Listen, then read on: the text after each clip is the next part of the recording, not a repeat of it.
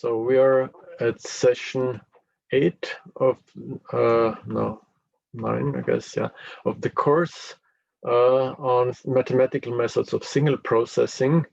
And because we are now at the situation that we have understood that so-called translation invariant systems, meaning bounded linear operators commuting with translation, can be represented by linear functionals. This is a very general situation, and we had at the very beginning the space of cubic polynomials as a space of translation invariant continuous functions, and where we found that every such system, every such operator can be described by a moving average. So you're moving things around. Now, modeling everything on the real line or on RD, you should take C0 as a space and as a domain. And we will discuss this choice also quite a bit later on. But what we have used is no specific property of this group or additive group of vectors are in RD and Euclidean spaces. We have only used that we are starting from what is called a locally compact abelian group. Now, locally compact means that you have compact sets which are describing neighborhoods of the identity. You can just think of the closed epsilon balls in RD. So think of circles, closed circles. They are compact subsets of R2 or balls in RD. And so there's a topology that gives a meaning to continuous functions. Because usually the most interesting case is non-periodic functions which are continuous. So you have to deal with infinity, and by choosing C0, you're taking first all the continuous functions with compact support, and you kind of close it up in the bounded continuous functions with respect to the subnorm, and you get C0. So our model was, whenever you have an operator on C0 which commutes with translation, and of course it's continuous, then it's represented by a bounded linear functional, and we have this translation formula.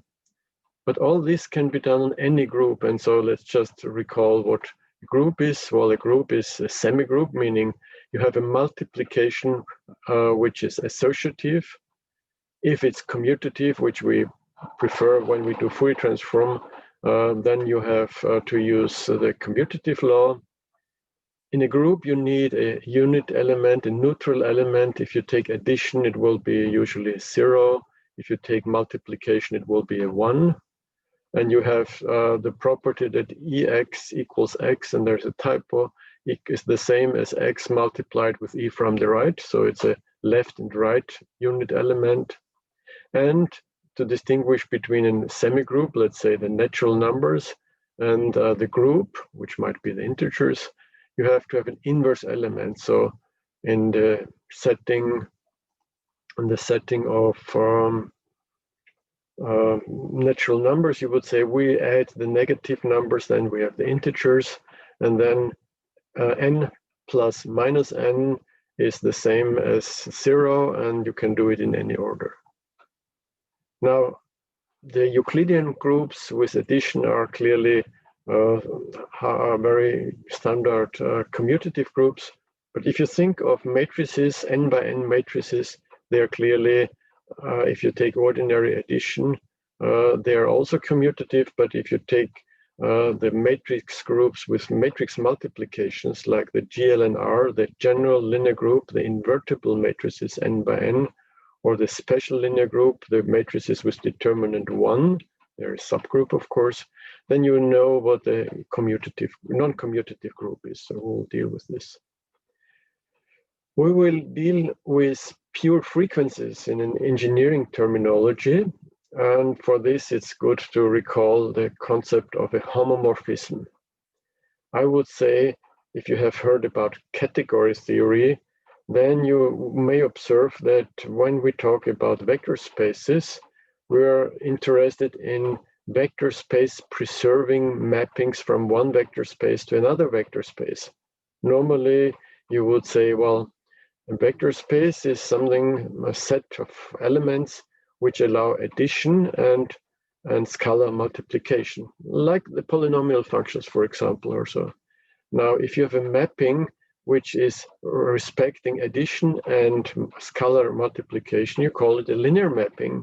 But from a practical point of view, it's a mapping which preserves linear combinations. So if you take a linear combination before applying the mapping, or you're doing the mapping on the individual terms, and then you do the linear combination, that's exactly the same.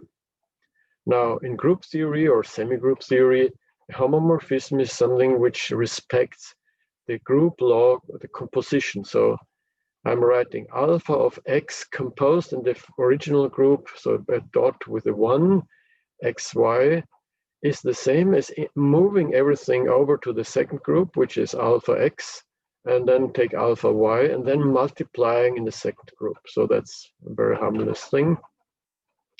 And it's a good exercise to check that any such homomorphism will map neutral elements into neutral elements, and also inverse elements into inverse elements.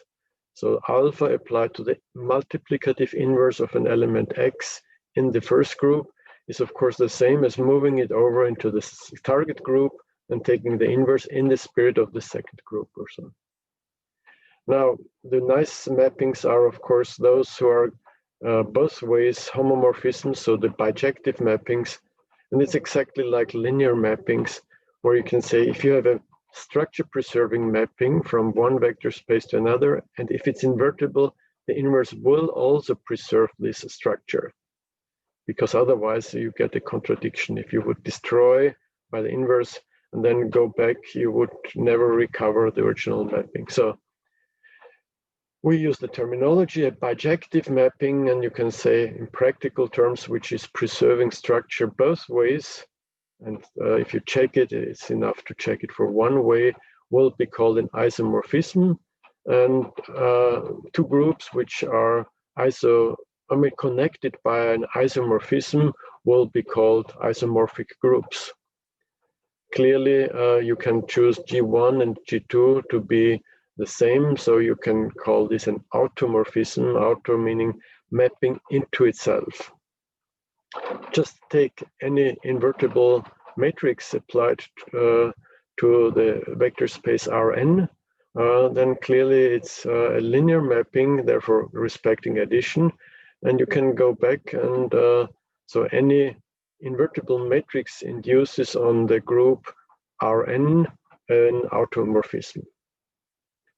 Now, I will use alternatively Zn for the cyclic group of order n, or Un, maybe more Un if I'm thinking of the unitary group in the sense of multiplicative group of unit roots of order n. This is kind of my model case for the discrete Fourier transform and the FFT. And this is, of course, a commutative group with respect to multiplication. So unit roots of order n are n complex numbers. And if you multiply them, it's like rotation. I don't know, think of n equals 6, then you would say all the rotations which are multiples of 60 degrees.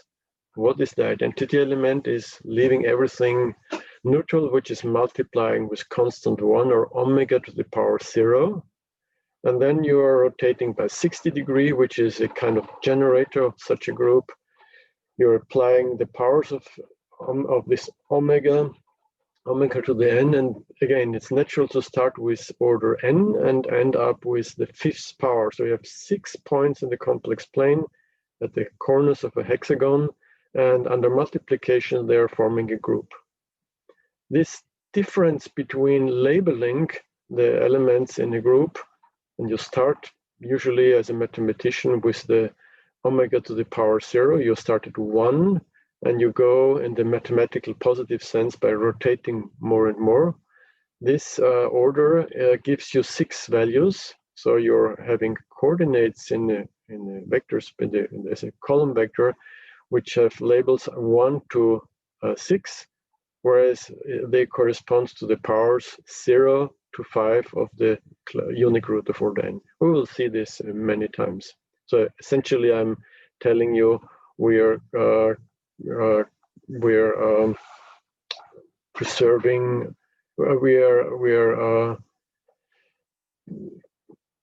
having a shift in the labeling when we start to do MATLAB. I think there's a duplicate definition, yes. So the homomorphism terms, and this part is coming twice. I'm sorry for this. And now for our applications, the important part will be to understand what the dual group is. So whereas you are talking about general homomorphisms between general groups, we understand that in the case of vector spaces, so we are starting with column vectors, we are very often interested in coordinate systems, which means we are interested in the linear mappings, which describes in each coordinate what the contribution is to a given vector. And so in that sense, the idea of a dual object inside the locally compact abelian groups is, let's look at all the structure preserving mappings in the prototypical example, which is U. I didn't write it down here, but U is the unitary group, it's the unit circle, it's the complex numbers of absolute value 1. Now maybe just as an exercise, what is the inverse of such an element in the unit circle? Call it set. Then of course the inverse element is set bar, because we all know set multiplied with set bar, the conjugate. So if you write it as set 1 plus a or j times I set 2, you're just taking the negative. And you multiply it out, you get the absolute value squared. But if you're on the unit circle, this is 1, and 1 is the identity element. Now, why do we call these so-called characters, and I will use mostly in this course the word pure frequencies, because they are the objects of Fourier analysis. Why are they a group? Well, you can just multiply two such things and you will get a new product function, and that's like multiplying in GeoGebra cosine of x with sine of 3x or so. And you will find that this new function, which is the product function, is exactly another character. So it's also preserving this group law. Now, the trivial character, and there's again something I have to correct in the notes, is of course the character which is constant 1. Anything which is multiplying other functions which are non-zero and reproducing it has to be constant 1. So the trivial character, yes, it should be called chi0, because if we will have later exponential function, you have a 0 in the exponent, but it should be constant 1 for all the elements. And the inverse element, because we have values in the unit circle, is just, of course, practically speaking, really the inverse, but it's also the conjugate. And if you have homomorphisms into the unit circle, it will be also have the same property, so the exponential law more or less. Now, in our setting, we need, there's a comment. Yeah, okay. The question was an example of a non-locally compact group. You can take, for example, just the prototypical Hilbert space, which is L2. So I would say, well, think of Rn. N is a finite dimensional vector space or so. Now I'm saying take the infinite dimensional Euclidean space. So you take the additive group and of all vectors which have finite lengths. And now the length is defined in terms of infinite coordinates. So you're saying xk are the components and you take some xk squared. So it's very nice. It's a Hilbert space, everything. But if you want to have a neighborhood of the identity, then of course you have to take, I don't know, epsilon intervals in each coordinate.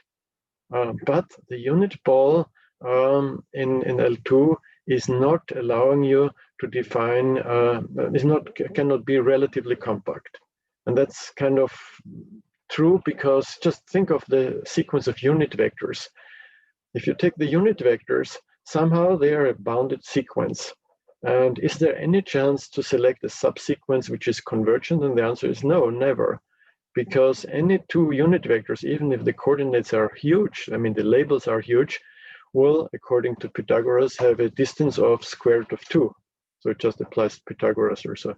So it's kind of, you can think of infinite dimensional groups. So there are some people who try to do kind of function spaces and deal with them of integration on function spaces. There you don't have local compactness. So in that sense, local compactness is convenient.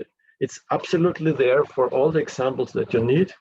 So even if you would take, I don't know, almost periodic function or so, then you would maybe say at some point you have to look at the real line with the discrete topology. So you're kind of having no topology, which means compactly supported functions would be just vectors indexed by the real numbers, but with only finitely many non-zero elements, and so on. So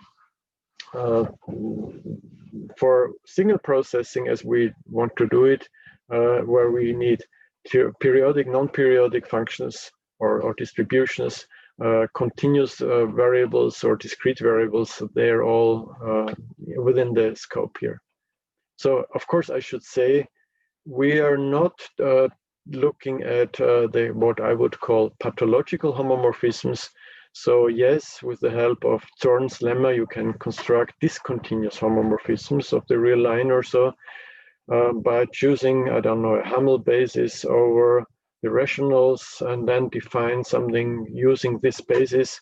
Nobody has ever seen this because you never can make it explicit or so. And I would just say it's not worth, for applications at least, it's not worthwhile trying to understand those things. It's much better to choose the right setting, which is not too general, but general enough to cover everything. Okay, so once we have the pure frequencies, and now I will, you see I'm in the modified version, the appendix of the modified script. And now I'm switching back to the script, no, to the extended script, yeah. Let me see, defining, sure. Yeah, I hope now it works. So now you should see the page defining the Fourier Stieltjes transform. If anybody has problems, please indicate it in the chat. So I would like to maybe describe some in words, something which hopefully doesn't produce too much confusion now. We have essentially three, or more probably, but for me at least, three different approaches to the continuous Fourier transform for functions or for distributions later on. And the path that I'm choosing more or less is mostly dictated by the fact that we want to understand translation linear invariant systems. They occur naturally. We have seen that they are convolution operators. So how can we deal with convolution operators? How can we at least partially invert the convolution operator? Because if that would be, for example, a blurring operator in image processing, how can we sharpen the images? How can we recover the different magnifications of amplitudes which happen on the Fourier transform side? And of course, the answer will be, well, just try to multiply with the inverse of those elements. So replace the transfer function by the inverse transfer function or so. The second part, which I will try to show you in an experimental way, is to say, well, we have the FFT in MATLAB, and we would like to understand what this strange command is doing. This is, for me, the attempt to understand how Fourier analysis works over a finite group. So that's where, again, this finite cyclic group will come in, but where you can play around and where you can try to figure out what is going on with these abstract concepts in a very, very concrete situation. And the third and most common way for a mathematician would be to say, well, we have to start with the Fourier transform as an integral transform. And this integral transform is well defined as long as the integrals are well defined. And there's an inversion formula, which is well defined as long as the inverse Fourier transform is well defined, which means as long as the Fourier transform is integrable or so.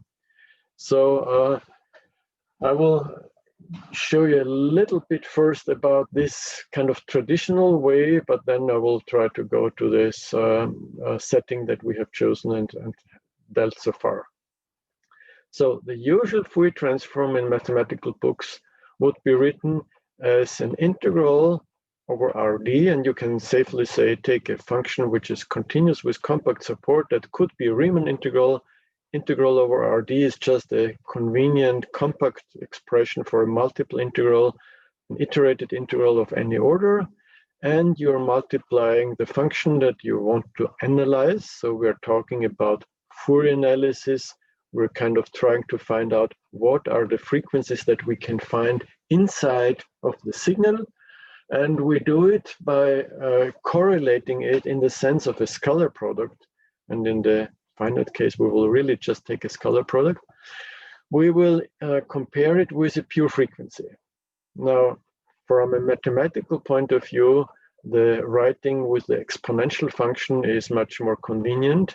And I even prefer to say, well, you're taking a scalar product, which means f of t against g of t conjugate. So we prefer to write it, maybe you would even better write f of t and then chi s of t conjugate. So it's a scalar product in the usual way, except the roles are not symmetric.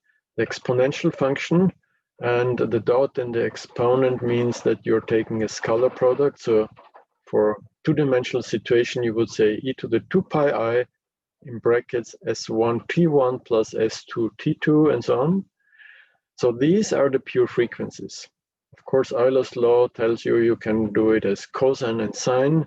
And we will see, for example, in the two-dimensional MATLAB presentation, that it's not convenient to plot the complex valued images because either you're getting an error message or you're taking only the absolute value, then it's constant 1 and you don't see any plane wave. But so we compose it in real part, imaginary part, following Euler's rule, and you will be fine.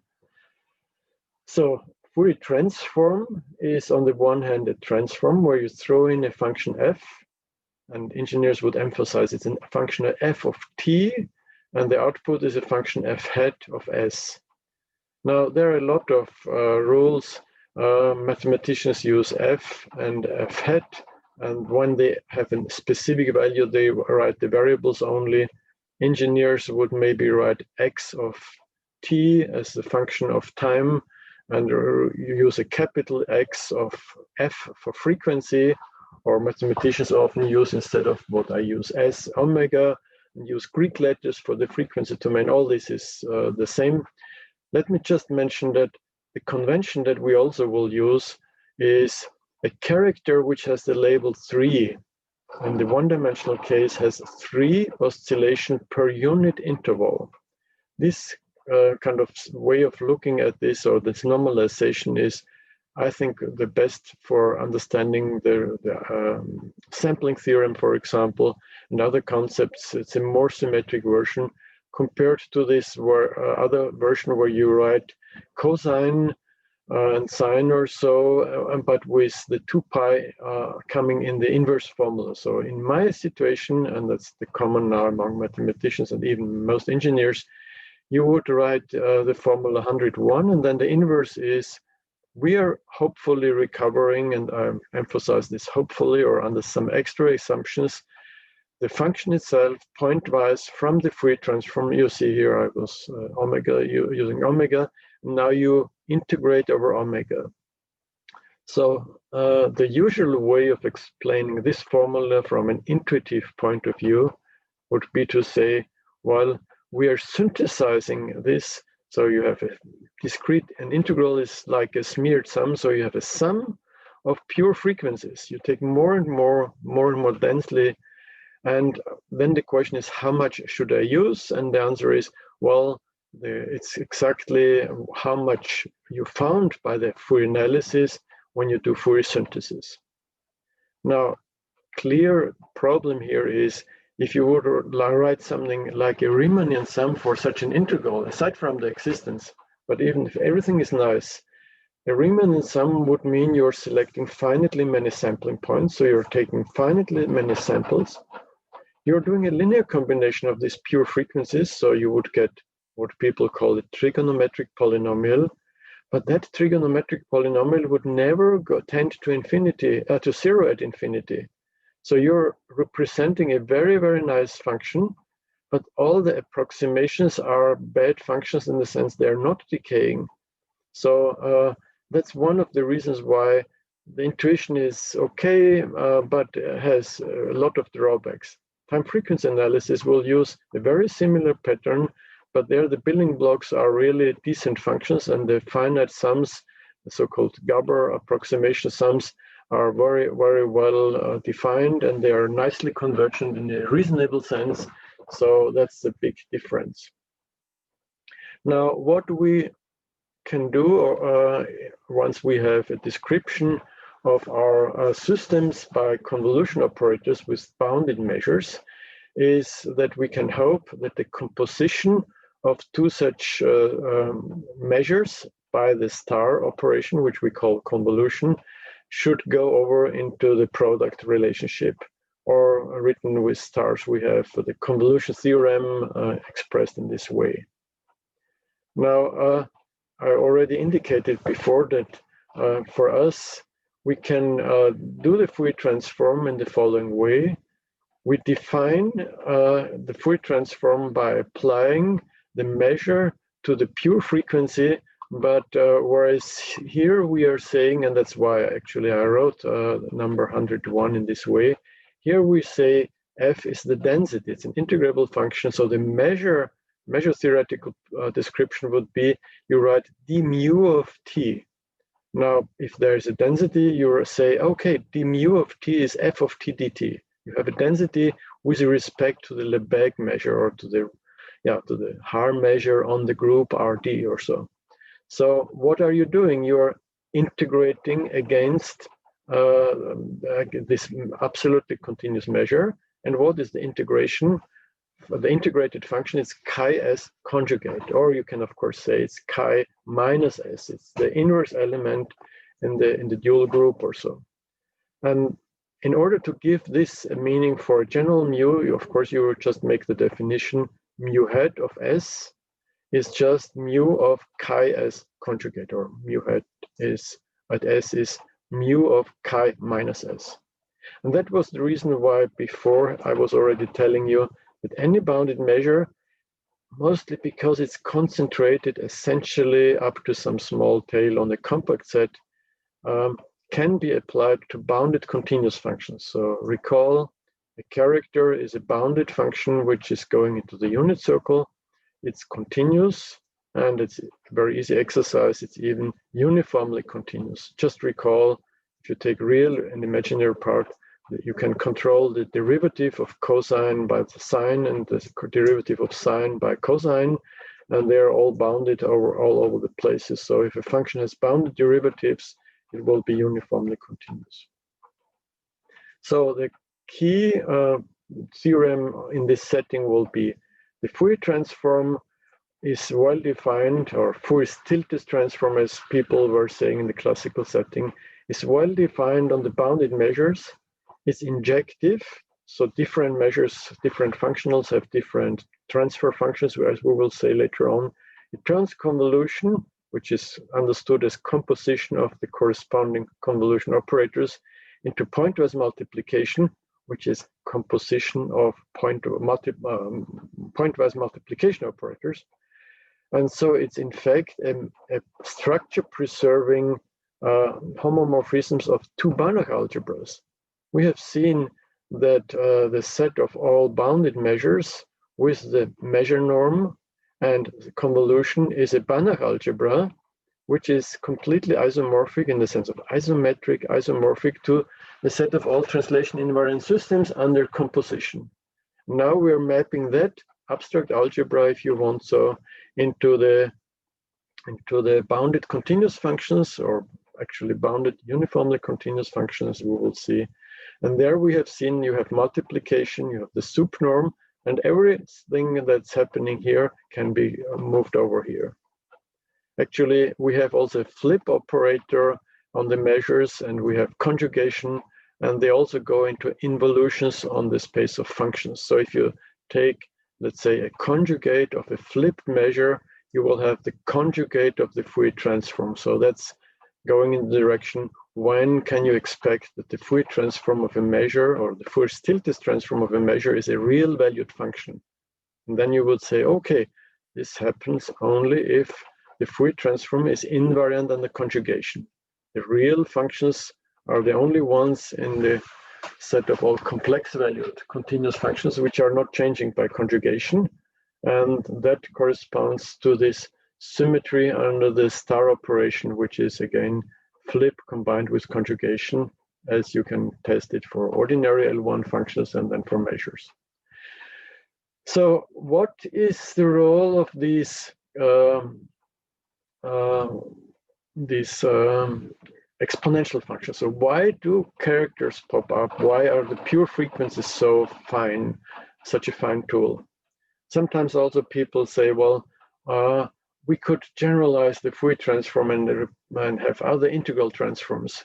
I'm not saying that these other transforms are not relevant or not useful or so, but the very specific role of the classical Fourier transform in its many different forms comes from the fact that they allow to deal with these operations which are invariant under the group operation. And I wrote it down somewhere and you will read it. If you take physical laws, we all know repeating an experiment after a while will give the same reaction, let's say, of a mechanical or electronic system. That's why very often experiments show that you have time invariance. Well, very often you may not have real linearity in the strict sense, but approximate linearity. But that's for me like the story of understanding a smooth curve by approximating it locally with the tangent of the smooth curve. So that's not a problem. We understand very well how to find out, I don't know, maxima on the smooth curve by saying, well, if the tangent is horizontal, so you're studying the behavior of the corresponding good approximation.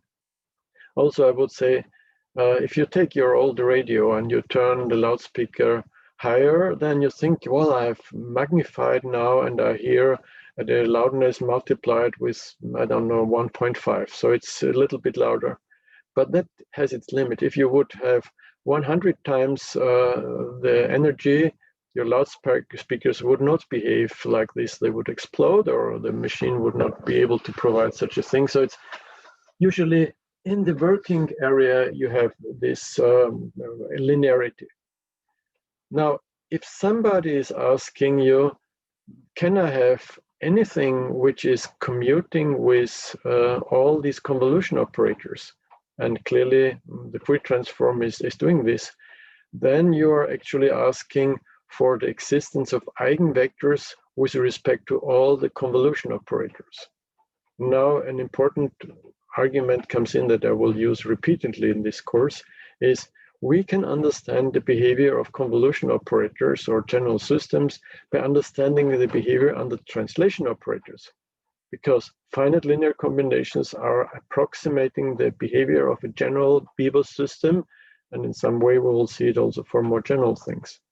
So what is the behavior of the character under a shift operator? And then just saying, well, Tx of chi-s, so you should bracket maybe should be a little bit moved in front, at z is the character at z minus x. Now, a character, as coming from the exponential law, is a character at minus x times chi of s of z, and that's just multiplying. And so the pure frequencies play a role because they are eigenvectors with respect to a fixed translation operators, but actually to any translation operator. And so if you have a set of eigenvectors which are joint eigenvectors, then you can take linear combinations of these shift operators. You will get linear combinations of this, which turn out to be exactly the mu hat of S. And that's what we will do. So take first translation operators, then take linear combinations, then take limits of linear combination. You have discrete measures, and then let discrete measures go to the general measure. Alternatively, as we have seen, you can say, well, the behavior of a Fourier transform or Fourier Stieltjes transform will be almost the same as that of compactly supported measures. And then the discretization would give in each fixed psi, each partition of unity, a finite sum. So that would be a way to avoid these iterated limits. So again, a short summary in terms of more abstract terms, but it's just a compactification of what I was saying. We have the bounded measures with convolution and measuring the size with the functional norm of the bounded measure, which is the same as taking the systems which composition and operator norm, as we have seen. And this is going into the bounded continuous functions with pointwise multiplication and supernorm. Now, there was an indication of how we can introduce L1 inside the bounded measures. So in measure theory, you talk about the absolutely continuous functions, but here we were saying the nice functions, the compactly supported with functions with compactly supported continuous functions, they are inside the bounded measures. They, via integration with Riemann integrals, give you something nice, and then you take the closure. And we have seen that somehow it's plausible by this absolutely convergent stuff that they have traces that they define equivalence classes of measurable functions, but I try to avoid this. So the point is we can expand the Fourier transform, we can restrict the Fourier transform to L1, and then we can get the C0 behavior. So maybe I kind of jump ahead without writing anything up here. If you take the Dirac at 0, then there are two ways to understand that the Fourier transform in this measure sense of the Dirac is constant 1. First of all, delta 0 convolved with mu equals mu, or if you convolve it with functions. Delta 0 convolved with an ordinary L1 function is L1. That means on the Fourier transform side, by the convolution theorem, you have to have constant 1, otherwise there's no chance of reproducing. The other one is to say, well, I take a definition, we integrate, and maybe I should search for the slides, we integrate the Fourier transform and we get the mu hat of S. We take the Dirac function at 0 of some of these pure exponential functions. Now, if you take any exponential function and you insert x equals 0, you get 2 pi I s times 0, which is 0, and e to the 0 is, of course, 1. So for every s, the Fourier Stieltjes transform of the Dirac at 0 will be exactly this, the constant 1. So we have this property. So not every Fourier transform, or especially the Diracs, are having a Fourier Stieltjes transform, which is actually a pure frequency on the Fourier transform side, so it does not decay, whereas it's true for L1 functions. And we will have to have arguments. And here I was indicating that if you take the star now in this sense, which means you are taking the flipped combined with the conjugation, you're getting on the Fourier transform the conjugation. Of course, you can do it alone and you can take only the flip, and then you have on the Fourier transform also a flip, but combined with a conjugation. So essentially we have 3 involutions all over the place. One is the ordinary flip operator, f of flip of x is f of minus x. You have conjugation and you have the combination of the two. And of course it's the same to first take the conjugate of a function and then flip the conjugated function. Therefore, you don't have to worry about the order of these two things, and they correspond.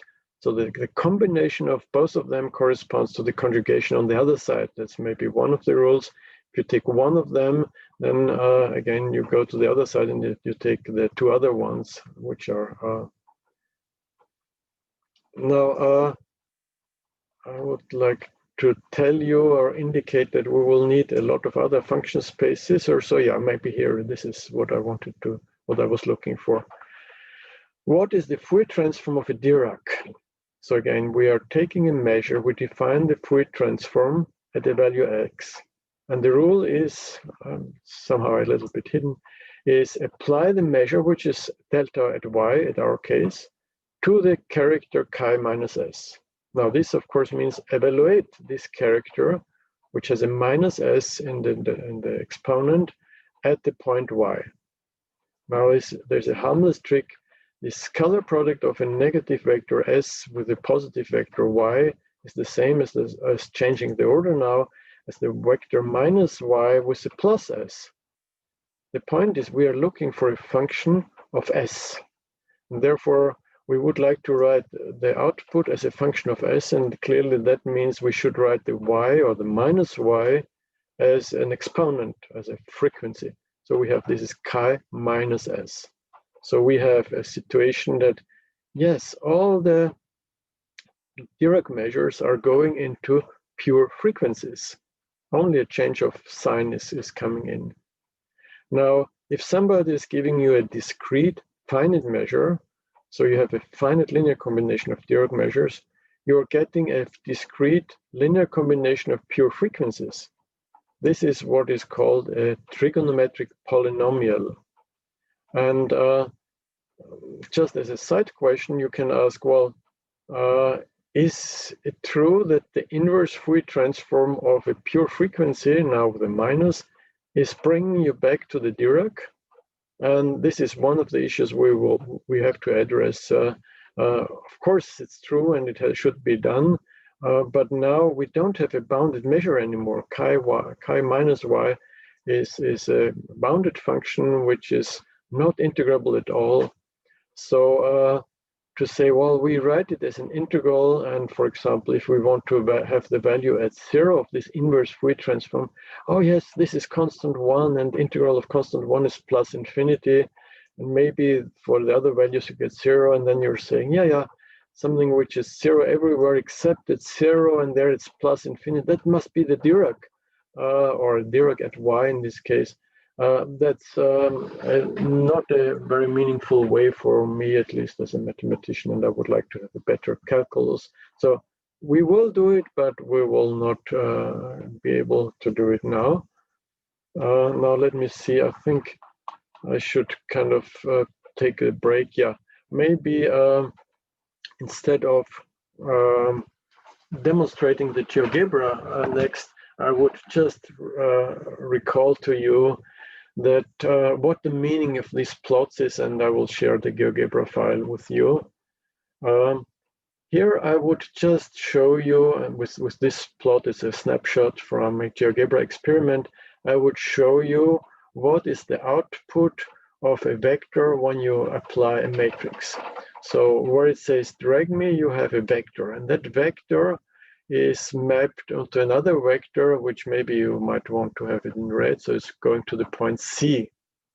And if you want to understand what a linear mapping is doing, you just kind of move this point along the circle. So you're saying, I know all the output of a matrix multiplication if you know all the directions. And while the point here is moving along the circle, the target point would move along an ellipse.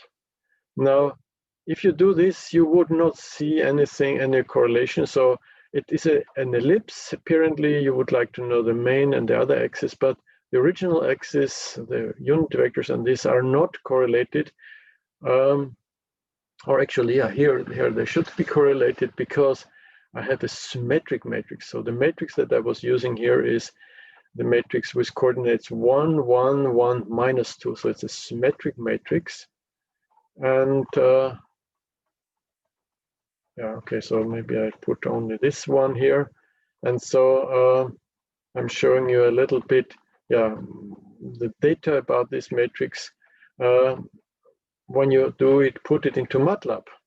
So if I put the matrix into MATLAB, or maybe I'll show you only this one, and I do the eigenvalue decomposition, I get a collection of 2 column vectors, B1 and B2, and a diagonal matrix. And now, and also the matrix as a determinant, so all things are very easy. But how is this algebraic finding related to the image that we have here. Now, if you move this vector and you are finding, well, sometimes the original vector and the target vectors are going in the same direction. And then you would see that this is occurring exactly when you're in the minimal or in the maximal position. Now, what is the role of the determinant? It's -3. That means the area of the red ellipse is 3 times as large as the area of the unit circle here.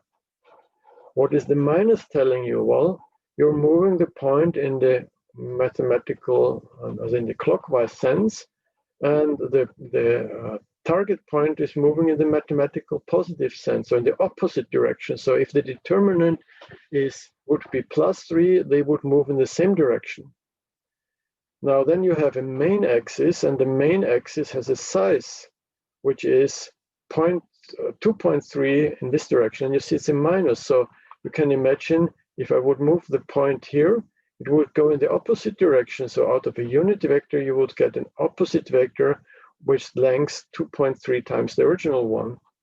But even the smaller axis in this particular case is bigger than 1, which means the amplification of this in the harmless direction, in the minor direction, is 1.3 times the original radius or so.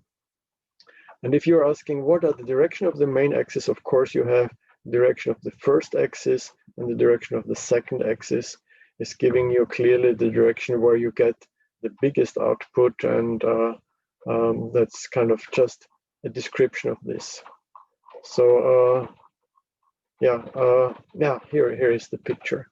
So if I move the point, then if I put it in the direction of the main axis, you would say, yeah, okay, the input vector and the output vector are collinear, so they're in the same direction. Here with a negative sign, that's why the first eigenvalue of this matrix is a negative matrix. First, because it's the biggest in terms of absolute values, but it's a negative value. The second situation, if you move things around, would be that you have a coincidence of this with a multiplicative factor of this. So instead of showing you the GeoGebra effect, I was showing you the output.